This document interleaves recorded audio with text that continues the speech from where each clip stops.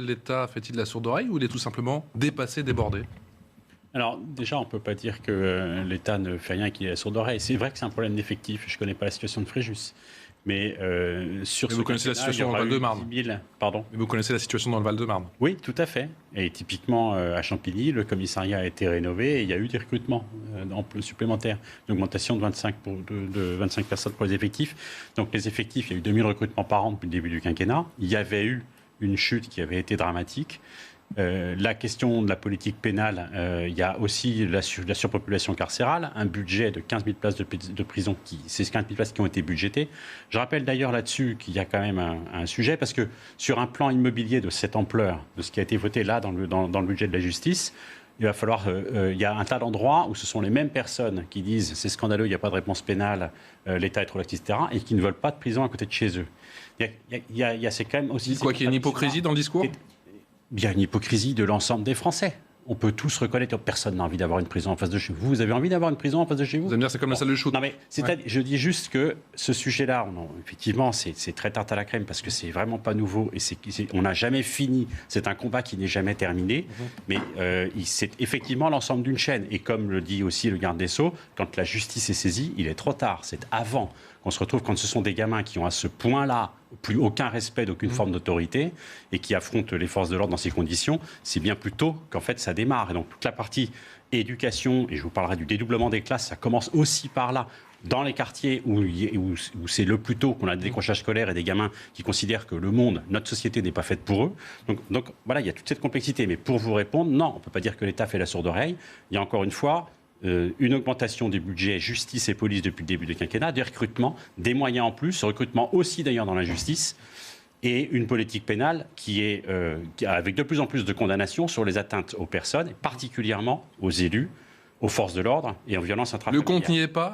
Un exemple très parlant, l'histoire des rodéos, par exemple, d'urbain, où on voit que la police, très souvent, n'ose pas intervenir, n'ose pas poursuivre, par crainte qu'il y ait des dérapages, par crainte qu'il y ait des morts et par crainte qu'il y ait des émeutes. Alors justement, on va en parler. Tout simplement de blesser le contrevenant. Rodéo, je vous rappelle, parce qu'il y en a beaucoup de questions, et notamment sur le thème, ça marche pas, les peines sont nulles, etc. Rodéo, c'est plus 1000% de condamnation depuis la loi qui a été votée en 2018. C'est très récent. Plus 1000%, mais du coup, ça donne combien ? Plus de 1000% de condamnation, je ne sais pas c'est quel est. En brut, ça donne quoi ? Il y a une circulaire de Dupond-Moretti. Plus 1000% d'une condamnation. Est-ce que les peines sont appliquées 2 ans de prison ? Est-ce qu'il y a 2 ans de prison qui est effectif à chaque fois ? Non, alors, mais de quelle affaire parlez-vous ? C'est jusqu'à 5 ans de prison ferme. Encore une fois, je ne suis pas pénaliste. Mais ce que j'ai appris en droit, c'est que les deux principes de présomption d'innocence et d'individualisation de la peine, que quand on ne connaît pas le dossier, on ne peut pas se prononcer. Oui. C'est facile de dire, c'est dingue, le procureur a demandé 8 mois, mais c'est scandaleux, il fallait demander 3 ans. Et puis alors le juge en plus, il les met en sursis, mais qu'est-ce que c'est à faire ? Si on ne connaît pas le dossiie, et ça nous protège. Vous, moi, ça nous protège. Alors, on ne peut pas parler de la justice avec des faits divers. Je suis désolé. Ils peuvent illustrer quelque chose. On peut avoir l'échange qu'on vient d'avoir sur le phénomène des émeutes, soit le fait qu'il y ait des territoires à reconquérir. En effet, la question des moyens, des budgets, la clochardisation de la police, de l'éducation nationale, de la santé, etc. Mais là, vous avez la vidéo, c'est pas concret. Non, mais les images, j'ai largement appris à m'en méfier. C'est spectaculaire. Ce que vous venez de dire est parfaitement odieux. Et spontanément, je serais tenté de dire, mais c'est dingue.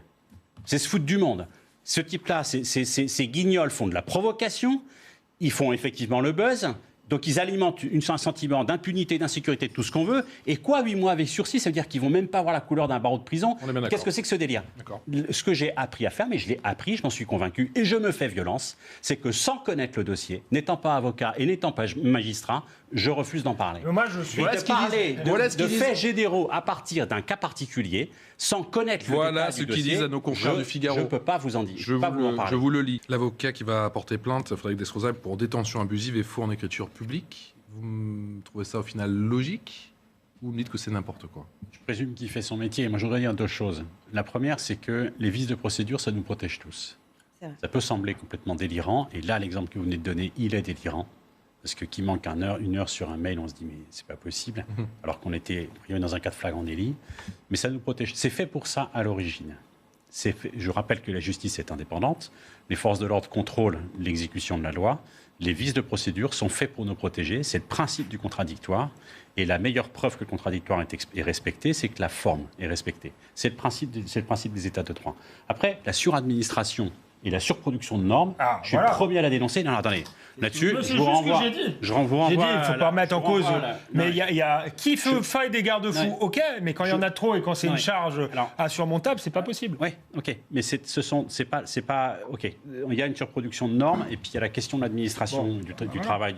Ok, la politique du chiffre qui a accompagné la RGPP en son temps a fait énormément de mal. Je suis d'accord. Je le répète à chaque fois. Bon, et puis dernier point, je voudrais vous parler d'un truc que je connais, c'est que sur cette base, en ayant été confronté moi-même à des cas particuliers sur mon territoire, j'ai essayé de déclencher des rencontres magistrats-police sur les mêmes faits. C'est-à-dire des magistrats du tribunal de Créteil et des policiers de ma circonscription, par exemple du commissariat de Champigny. Et le dialogue est possible. Ils parlent des mêmes choses, c'est-à-dire des mêmes délinquants, des mêmes affaires, parce qu'ils ne se comprennent pas. Donc là, j'ai eu un accueil très favorable côté syndicat de police. Et puis, présidence du tribunal de Créteil, c'était un peu plus compliqué. Et concrètement, je n'y arrive pas. Je pense que d'ici la fin de la mandature, je ne vais pas avoir le temps. Pourquoi c'était plus compliqué? Parce que, mais monsieur le député, sur le principe de la séparation des pouvoirs, est-ce que ça sera sous l'autorité de la préfecture? Si oui, vous comprenez qu'on va avoir du mal. Bon. Alors que je voulais juste qu'ils se parlent. Voilà. Juste que les magistrats puissent dire aux policiers « vos trucs sont ni faits ni à faire, nous on applique le droit et on ne peut pas », et que les policiers disent « on n'a pas le temps, on fait notre mieux, et en attendant on a l'impression que vous piétinez notre travail parce que c'est nous l'image de vos décisions sur le territoire ». Ils ont besoin... Mais là, on est vraiment sur quelque chose de concret, de local. Ce n'est pas sur des grands textes de loi et des lignes budgétaires, même s'il en faut. Il faut des moyens et il faut des simplifications. Mais concrètement, justice, après, dernier point, moi je ne suis pas pour avoir des juges élus comme aux États-Unis. Je préfère qu'il soit sous l'autorité du ministre qui est responsable devant le Parlement. Bon, après, parce que sur l'idée de dire l'individualisation de les peines, vous avez quand même une formule que je note parce que je trouve ça confondant. Vous avez dit c'est intéressant. Intéressant. Non mais pour moi, c'est une limite sacrée. C'est absolument fondamental. Vous savez, toutes les conséquences sanitaires, psychologiques, les désordres que ça provoque dans beaucoup de quartiers. Alors là aussi, on met le paquet. Il dit comme jamais. Évidemment, ça dérange. Ça dérange beaucoup, vous le voyez dans les faits divers. Vous devez être partout, je le dis, vous devez être partout. Force doit toujours rester à la loi. Pas facile, pas facile. Il ne se laisse pas faire, parce qu'évidemment on va toucher au cœur des trafics. Mais je le dis ici, ça va durer.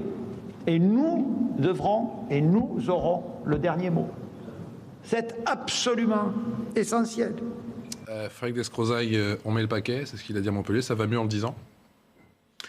Ça va mieux en le disant, ça va surtout mieux en le faisant. Je rappelle encore une fois que les 15 000 places de prison nécessaires, puisque la surpopulation carcérale, c'est 12 000 détenus, en trop par rapport à ce que nous avons, sont budgétés.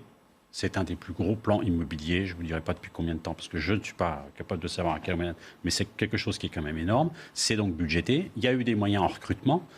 Il y a eu des moyens aussi de donner à la police. Et le principe de faire de l'interministériel, qui est le truc qu'on sait le moins faire en France, qui est indispensable pour la chaîne pénale, pour que ça marche effectivement mieux. Le fameux continuum de sécurité, qui est le principe même de la dernière loi que nous avons votée pour aller jusqu'aux prestataires de sécurité privés et de lier les prérogatives de ce qui est confié à des agents privés. Les polices municipales, vous rappeliez, les prérogatives ne sont pas les mêmes, mais qui est effectivement un meilleur continuum entre police nationale et police municipale pour qu'il y ait de la surveillance de la petite incivilité et de ce sentiment de dégradation en fait, de la tranquillité publique jusqu'aux cas les plus graves, et puis d'insister, ce qui est le cas aussi, avec une hausse des condamnations, je le rappelle quand même, ces dernières années, d'insister sur les priorités qui sont les atteintes aux personnes, et particulièrement élus et forces de l'ordre.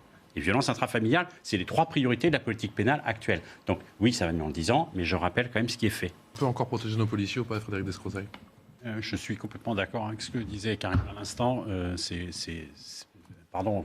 La question fait froid dans le dos, je sais. Non, mais c'est du délire. Est-ce que l'État peut poser... Enfin non, mais là... Non. La question, c'est comment est-ce qu'on les protège? Est-ce qu'on les protège suffisamment? Est-ce que la façon de les protéger doit évoluer?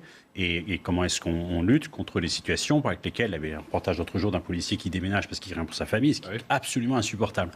Ce que je crois, c'est que... fondamentalement, et là pour les contacts que j'ai pu avoir là aussi localement, un policier, parce qu'ils font leur métier, ils n'ont pas peur, d'ailleurs il le dit, ils savent très bien ce qu'ils affrontent, ils savent les risques qu'ils prennent, ils aiment leur métier et ils ne se laissent pas intimider, c'est l'essence de leur engagement. Ce qu'il leur faut et qui leur manque, c'est la confiance dans la chaîne pénale. ils doivent avoir confiance dans le fait que ce qui les protège, ils disent aussi qu'ils sont pas toujours soutenus par ceux l'État. qui les menacent ou qui les attaquent seront sanctionnés à hauteur de la gravité des actes. Donc il y a eu les peines de sûreté que nous avons renforcées. Encore une fois, c'est une priorité de la politique pénale, les atteintes aux personnes, en particulier forces de l'ordre. Et ça doit être absolument... C'est ça qui doit en premier rassurer les policiers. Et de ce point de vue-là, il faut encore une fois, je le répète, faire mieux d'interministériel pour que la chaîne pénale jusqu'à la pénitentiaire, qui souffre le plus, parce que la pénitentiaire est à la chaîne pénale, parce que les urgences sont à l'hôpital, elle prend toutes les inconséquences du système. C'est-à-dire qu'il faut réparer l'ensemble de cette chaîne pour que les policiers qui en portent l'image et le visage se sentent en sécurité par l'ensemble de la chaîne. Merci beaucoup d'être venu nous voir ce soir. Frédéric Descrozaille.